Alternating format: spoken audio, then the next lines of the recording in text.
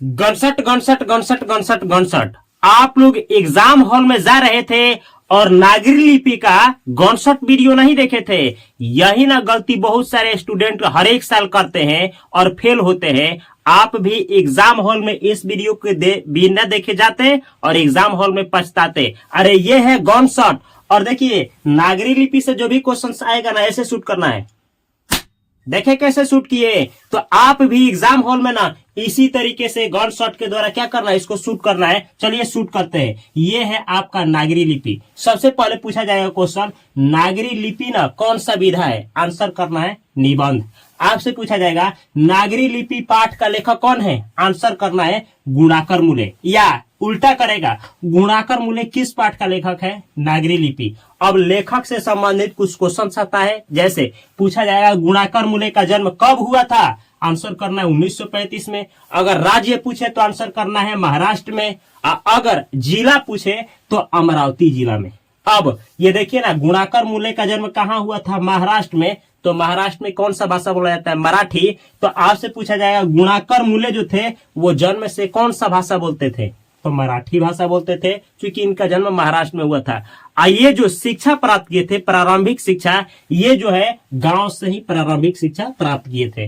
अब आपसे क्वेश्चन पूछा जाएगा गुणाकर मूले का निधन कब हुआ, यानी ये कब मर गए।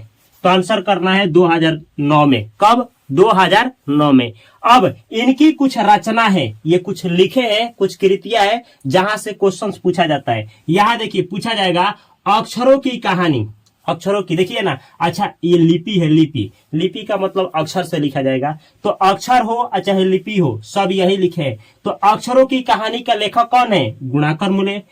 सौरमंडल, सूर्य, नक्षत्र लोक, ये सब आसमान में होता है। देखिए तो ये तीनों, सौरमंडल हो चाहे सूर्य हो चाहे नक्षत्र लोक हो, इस तीनों का लेखक कौन है, गुणाकर मूले। और सबसे ज्यादा इसको पूछा जाता है भारतीय लिपियों की कहानी, ये बहुत फेमस है। भारतीय लिपियों की कहानी जो है इसका लेखक कौन है, गुणाकर मूले। ये जानते हैं क्या है भारतीय लिपियों की कहानी, निबंध संग्रह है। इसमें बहुत सारा निबंध है और यही से ना इस पाठ को लिया गया है, नागरी लिपि को। यहाँ लिखे भी है, देखिए जो नागरी लिपि पाठ है यह भारतीय लिपियों की कहानी संग्रह से क्या किया गया है, लिया गया है।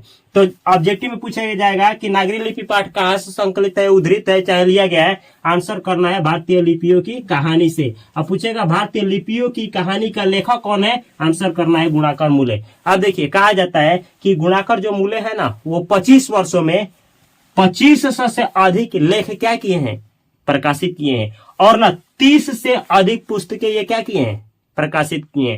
तो ये कभी कभी पूछ देता है। अब चला जाए, ये तो है आपका क्या चीज, लेखक से संबंधित परिचय। अब ना इसके अंदर में क्या है, थोड़ा ध्यान से सुनिए। तो इसके अंदर में क्या है, लिपि के बारे में बतलाए हैं। जैसे ये बोर्ड पे देखिए ना, अगर हम पूछे कि ये कौन सा भाषा में लिखा गया है तो कहेंगे हिंदी। अगर हम पूछे कि किस लिपि में लिखा गया है तो चक्कर आएगा, एग्जाम हॉल में गिरेंगे बेंच पे ही। इसीलिए बोल रहे थे, सुनिए ये जो है ना ये हिंदी भाषा में लिखा गया है। लेकिन अगर लिपि पूछा जाए तो आंसर करना है देवनागरी लिपि। नागरी लिपि या देवनागरी। तो सुन लीजिए, आप देव हटा दीजिए, नागरी लिपि रहेगा तभी भी सही है, और देवनागरी बोला जाए तभी भी सही है। तो क्या ये केवल हिंदी ही भाषा ही देवनागरी लिपि में लिखा जाता है, नहीं। कौन कौन सा भाषा को देवनागरी लिपि में लिखा जाता है, क्वेश्चन हर एक साल पूछा जाता है। तो देखिए हिंदी भाषा हो गया, चाहे भोजपुरी हो गया, चाहे नेपाली हो गया, चाहे नेवारी हो गया, चाहे मराठी हो गया, मैथिली हो गया, मगही हो गया, संस्कृत। याद कैसे रहेगा, हिंदी बोलते हैं ना तो देखिए बिहार में हिंदी और भोजपुरी दोनों बोला जाता है, और नेपाल में नेपाली और नेवारी दोनों बोला जाता है। और देखिए ये देखिए मराठी, मैथिली, मगही तीनों में से है। और संस्कृत भाषा, ये सबका सब किस लिपि में लिखा जाता है, तो देवनागरी लिपि में लिखा जाता है। यहां से एक क्वेश्चन हर एक साल पूछा जाता है। कभी पूछेगा संस्कृत को कि संस्कृत भाषा किस लिपि में लिखा जाता है, तो देवनागरी। कभी पूछेगा हिंदी को, कभी पूछेगा कि नेपाली और मराठी, दो मिलाकर के दे देगा, नेपाली और मराठी को किस लिपि में लिखा जाता है, तो देवनागरी लिपि में। बस टिक लगाने के लिए आता है, सब्जेक्टिव नहीं। अब सब्जेक्टिव क्या आता है, नीचे चलिए बतलाते हैं। ऑब्जेक्टिव में ये पूछा जाएगा बांग्ला, या देखिए बांग्ला लिखे हैं, बा मत पढ़िए, बांग्ला लिखे हैं, मीठा है। बांग्ला लिपि जो है प्राचीन नागरी लिपि की क्या है, बहन है, ऐसे पूछा जाएगा। बांग्ला लिपि किसकी बहन है, तो प्राचीन लिपि की। ऐसे ही कहा जाता है ना कि अकबर जो थे, अकबर वो सिक्का चलवाए थे। ऐसा सिक्का ना जिसपे राम और सीता का क्या था, चित्र था।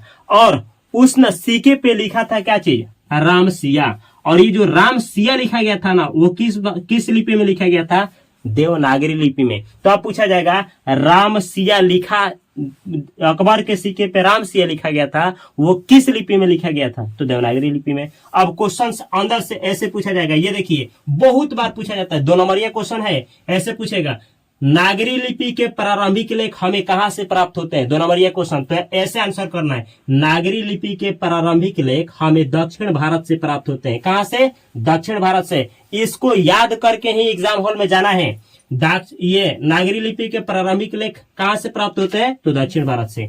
अब आपसे पूछा जाएगा राष्ट्रकूट की राजधानी कहां है, राष्ट्रकूट की राजधानी कहां है, तो मान्य खेट, मान्य खेट। अब आपसे पूछा जाता है, ये देखिए दक्षिण भारत की नागरी लिपि, अच्छा ये जो नागरी लिपि है ना, तो दक्षिण भारत में इसको किस नाम से जाना जाता है, वहीं लिखे दक्षिण भारत की नागरी लिपि को किस नाम से जाना जाता था, तो नंदी नागरी।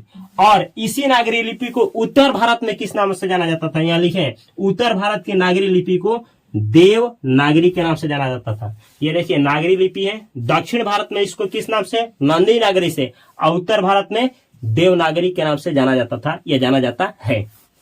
अब अच्छा, नागरी लिपि में लेख भी मिलेगा ना, तो दक्षिण भारत में नागरी लिपि में लेख जब मिले तो कब मिले, 8वीं शताब्दी में। और यही उत्तर भारत में पूछा जाए तो 9वीं शताब्दी में। याद रखना है, ऐसे पूछा जाएगा कि उत्तर भारत में नागरी लिपि के लेख कब प्राप्त हुए, तो 9वीं शताब्दी उत्तरी में, और दक्षिण में पूछे तो 8वीं शताब्दी में। अब ये भी क्वेश्चन 2 नंबरिया है, ध्यान से सुनिए, पूछेगा ना नागरी लिपि एक सर्वदेशिक लिपि कब थी, या नागरी लिपि कब एक सर्वदेशिक लिपि थी। यानी नागरी लिपि जो थी ना, सर्वदेशिक का मतलब होता है सभी देशों में फैली हुई थी। यानी नागरी लिपि ना किस शताब्दी में सभी देश में फैली थी, तो आंसर करना है 8वां से 11वां शताब्दी में। आंसर ऐसे लिखना है कि नागरी लिपि एक सर्वदेशिक लिपि 8वां से 11वीं शताब्दी में थी। अब आपसे पूछा जाएगा ऑब्जेक्टिव, गणित सार पुस्तक, ये देखिए एक पुस्तक है, गणित सार संग्रह पुस्तक का रचनाकार कौन है, तो यहां देखिए लिखे महावीराचार्य। ऐसे ही आंसर ये देखिए पूछा जाएगा कि बेतमा दान पत्र, कौन सा बेतमा दान पत्र कब प्राप्त हुआ, तो कितना में, तो 1020 में। बेतमा दान पत्र 1020 में प्राप्त हुआ। आइए पूछा जाएगा कि बेतमा किसके पास है, तो इंदौर के समीप है। अब ये क्वेश्चन पूछा जाता है, कर्नाटक में ना एक स्थान है जिसका नाम है श्रवणबेलगोला। ये जो है ना जैन धर्म के लिए क्या है, प्रसिद्ध है। अब यहाँ से 3 तरीके से क्वेश्चन पूछता है, ऐसे श्रवणबेलगोला किस धर्म के लिए प्रसिद्ध है, जैन धर्म के लिए। अब पूछा जाता है कि श्रवणबेलगोला जैन धर्म के लिए प्रसिद्ध है, यह किस राज्य में है, कर्नाटक राज्य में। अब ऐसे पूछा जाता है कर्नाटक राज्य में श्रवणबेलगोला किस धर्म के लिए प्रसिद्ध है, जैन धर्म के लिए। अब यहाँ से ये 2 नंबर ये क्वेश्चन आपसे पूछा जाता है, ये देखिए उत्तरी भारत में गुर्जर प्रतिहार बाहर से आए थे। आपसे पूछा जाएगा ना गुर्जर प्रतिहार कौन थे, तो ऐसे करना है, देखिए उत्तरी भारत में ये राजा थे गुर्जर प्रतिहार ना, विदेशी राजा थे जो उत्तरी भारत में आए थे। और कहा जाता है यही ना उत्तरी भारत में सबसे पहले देवनागरी लिपि का प्रयोग किए थे। एक 2 नंबर ये क्वेश्चन 6 चैप्टर से आता है, पूछा जाता है ना कि कब ना नागरी लिपि जो है, नागरी लिपि के अक्षरों में ना कब रुकावट आई, यानी कब रुकावट ठहराव आया। तो कहिएगा ना कि जब नागरी लिपि के जो अक्षर थे ना उनके जब टाइपिंग बन गया, यानी जब टाइपर आ गए, तो ना आज से 2 साल पहले जब उसका टाइपिंग होना शुरू हो गया, टाइपिंग बन गया, तब जाकर के नागरी लिपि के अक्षरों में क्या गया, ठहराव आ गया।